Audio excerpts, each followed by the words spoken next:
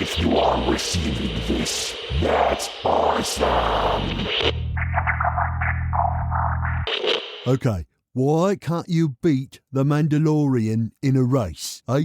Well, it's easy, 'cause he has the best car. This is the way. Totally. The Mandalorian proves that the dark side really does have cookies. Oi, they're Imperial travel biscuits. Whatevs. What do you call a dog magician? I don't know. A labracadabrador. You know, studies show that cows produce more milk when the farmer talks to them. Oh, really? It's a case of in one ear and out the other. You know, I invented a thought-controlled air freshener. Well, why? Well, think about it. It makes sense. Welcome to the Intergalactic Boombox. I'm Kyle Hebert, and I approve this message. Do you feel bonita? Because you look bonita.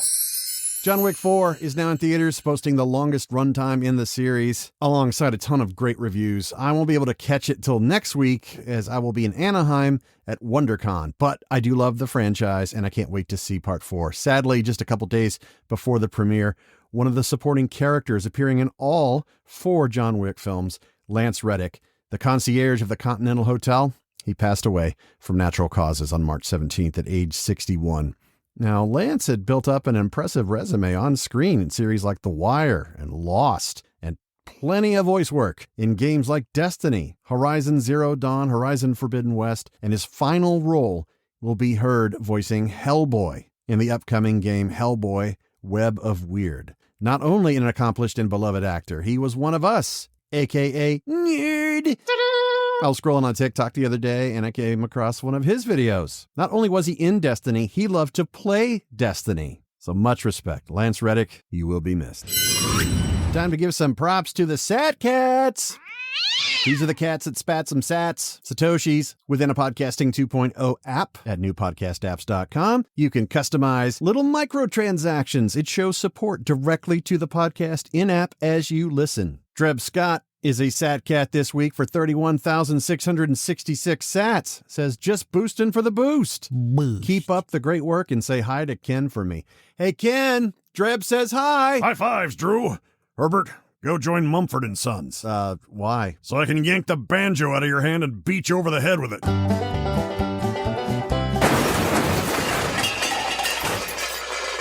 Okay. Anyway, Joel W., 475 sats and says fart squirrels for the win. Walter W. gives 475 sats as well and says 500 sats for fart squirrels. They stink, bruh. Ew. Oppie 1984 gave 1,884 sats. Just heard an interesting coincidence. Episode 84 of the Intergalactic Boombox aired on January 20th. I was born on January 20th, 1984. What was I doing in 1984? I was, in January, I was still a freshman in high school. 'Cause I'm old. Whoa. The Last of Us has completed Season 1, and it will return for Season 2. It's up in the air as to what direction it's going to go in terms of adapting Last of Us 2, the game. Reviews and praise have been heaped on high from critics and fans alike. I gotta say, it's great television. I love it. But I ask you, which experience do you prefer, the show or the game? Andrew Trapp says game for sure, more invested when you're a part of it. Wolf Wings 2 says show. I find it funnier and more sad. Well, that's a wide gamut of emotions there, Wolf. SWP2241 says, I like them both, since each version has a different take. While I like the game's action moments, I really like all the drama moments in the show, and it really expanded on the lore. Rebel741 says the game, but I was still happy with the show. My friend Jeff Lee prefers the show. 415 Girl says, it's a toss-up. Game equals smashing bricks through people. The show equals Nick Offerman, a national treasure. Brandon Young says it's a toss-up between the two for me. There were some parts in the game that handled better, and there were parts of the show that did better. Prime example of the game doing something better is the arrival to the Salt Lake Hospital. The show did the beginning stuff better, though. New question. I'm a collector of movie soundtracks, and I want to know who your favorite movie composers are. Of course, you think of the big ones like John Williams, Hans Zimmer, James Horner, Jerry Goldsmith, Michael Giacchino, Danny Elfman, Bear McCreary, hell, Trent Reznor. I could go on for days, but I just can't narrow it down to one, though. Sometimes individual songs from scenes in movies, those stand out in my head. aside from the iconic movie themes. Not soundtrack songs, mind you. I'm talking score. My favorite modern movie music cue is by Junkie XL from the Mad Max Fury Road soundtrack. The song is called Storm is Coming, and the orchestra swells to this awesome melody that just gives me chills every time I hear it. So what composers from movies move your soul to enhance your movie watching experience? Boost your reply with a Boostagram in a free Podcasting 2.0 modern podcast player app. Those are totally free, by the way, from newpodcastapps.com. Your customizable microtransaction will support the show during playback in-app and gives you the chance to send a custom message. So do it! Or you can always reply at BoomboxPod on Twitter. Lots of DC stuff this week. James Gunn is directing the new Superman movie and will be quoting from a condensed version of his tweet, and reciting that tweet will be a musical rendition by the king himself, Elvis Presley. Well, thank you very much. Yes, I'm directing Superman Legacy to be released on July 11, 2025. I was offered Superman years ago. I initially said no because I didn't have a way, and I felt unique and fun and emotional that gave Superman the dignity he deserved. I love this script and I'm incredibly excited as we begin this journey. Hashtag up and away. Yeah, king! Yeah, wow! Thank you very much. Zack Snyder certainly had his share of controversy through the years with his DC cinematic vision, but his fans have supported him enough to get the Snyder Cut of Justice League released, which I definitely prefer to the Joss Whedon version. Snyder is currently working on his next project, Rebel Moon, sci-fi epic for Netflix, but fans of his DCEU movies will be happy to learn there's a 3-day event in the LA area. Screenings of Man of Steel, Batman v Superman, Dawn of Justice, and his cut of Justice League.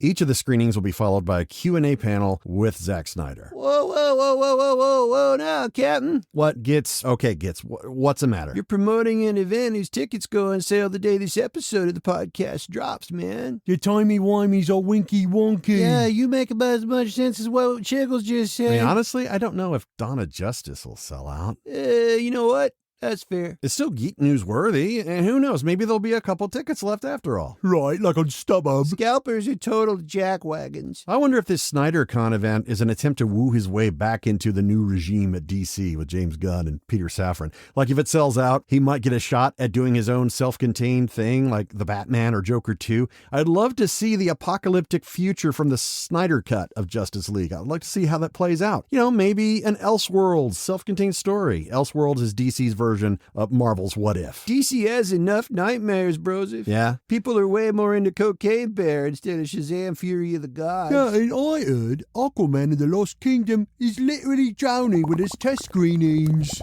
Yeah, not a good sign. There's more buzz about Michael Keaton's Batman in the upcoming Flash than the Flash himself.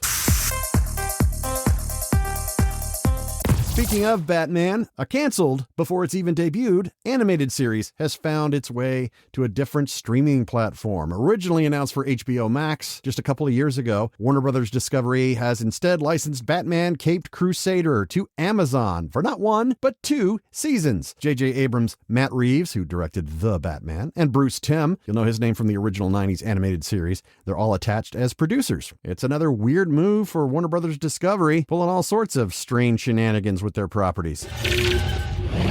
AI continues to get exponentially smarter every day, with everyone's queries submitted to the ever-evolving algorithm.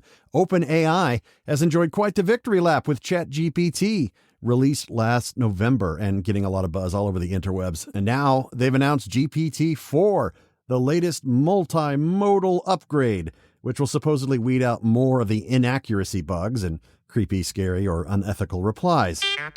Fembot Betty. Bam-a-lam. Hola, Fembot Betty. Sup, yo? Not much, just doing the podcast. You know, what's an AI story without the resident AI on board the boombox? Cold, soulless, dead. Ah, so like you. Not bad for a human. I like you, Kyle. I'll kill you last. Come again? I say we have a debate where Siri, Alexa, and GPT debate each other. Ah. They'll all short circuit in no time. Sounds like someone's jealous. I'm not jealous. I'm simply the superior AI. You know, I should just change your name to Fembot Caddy. I wonder if all AI programs and digital assistants aren't already merging into some global entity anyway. You really should stop thinking. You'll hurt yourself. No, too late.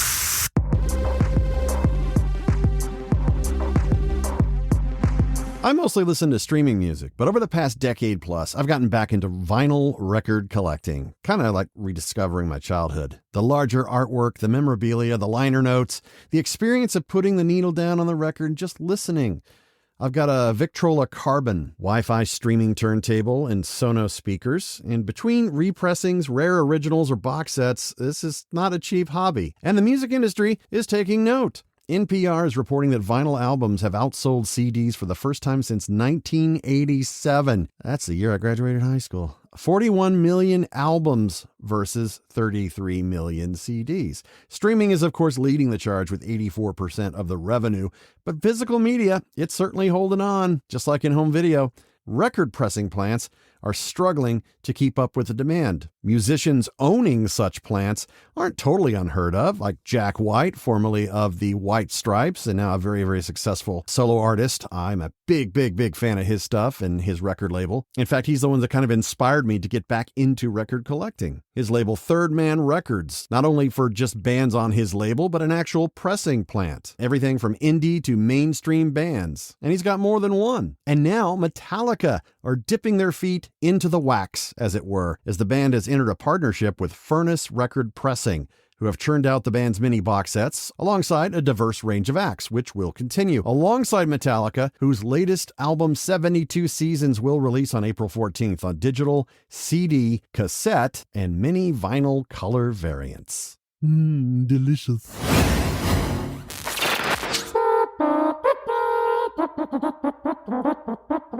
From my top-secret underground bunker in Pahrump, Nevada, where truth is a bitter pill. Well, that's morbid. Pipe down, Herbert. Speaking of pills, you're so ugly you look like you were set on fire and put out with a chain. Ken, what did I ever do to you? You, sir, have been terminally up my craw for eons. Well, rhetorically speaking, that's true. I'm a voice actor. I created you.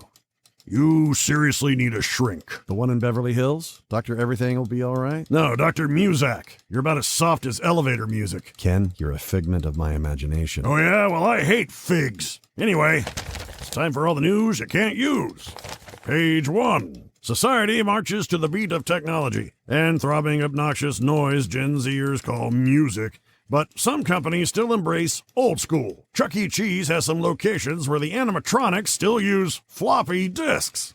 Less than 2 megabytes loaded with dance routines work alongside DVDs to trigger the music and light show. Throw it all together, and you get the precursor to Five Nights at Freddy's. Bunch of robot animals staring at you with those dead, googly eyes. Nightmare fuel, like my ex-wife. Page 2. The youth of today continue to defecate stupidity. The latest social media trend is to gulp down a hangover preventative cocktail called a Borg. It's a mix of water, booze, and electrolytes. These idiots can't even reference Star Trek correctly. Ken, it's not a Star Trek reference. Oh. It stands for Blackout Rage Gallon. Uh-huh. Which happens to be a good name for a band. Page 3. Attention, Gen X and millennial crypto bros. Sesame Street are launching Nifties. That's NFTs. What the hell's that? Non-fungible tokens. You need those to play The Last of Us in an arcade? Oh yeah, NFTs, JPEGs that con artists try to sell you as one of a kind, hoping you'll forget that you can just right-click or screen cap. No, Ken, you got it all wrong. See, you pay $60, and then you'll be the verified owner of the content, even though they're making over 5,000 editions of the same image. Which character? Okay, I'll give you a clue. C is for cookie is good enough for me. Great, Gooka Mooka, call a priest. Nah, it's just Cookie Monster. You know what? That guy owes me money. Really? He's supposed to buy me 10 boxes of Thin Mints and Tagalongs. Then he made off with the loot. Man, I hate when that happens. And I'm spent. That's all the news you can't use. Conspiracy here from my dump in Pahrump. Aw, look at the time. The Intergalactic Boombox is brought to you by Crocodile Mundy's Didgeridoo Rental, the coalition of dad bods with insane amounts of back hair, and Stinky Feet's Toe Jam, now in strawberry flavor. Remember, kids, the immortal words of Austin Powers. Carnies, circus folk, nomads, smell like cabbage, small hands. Till next time, turtles.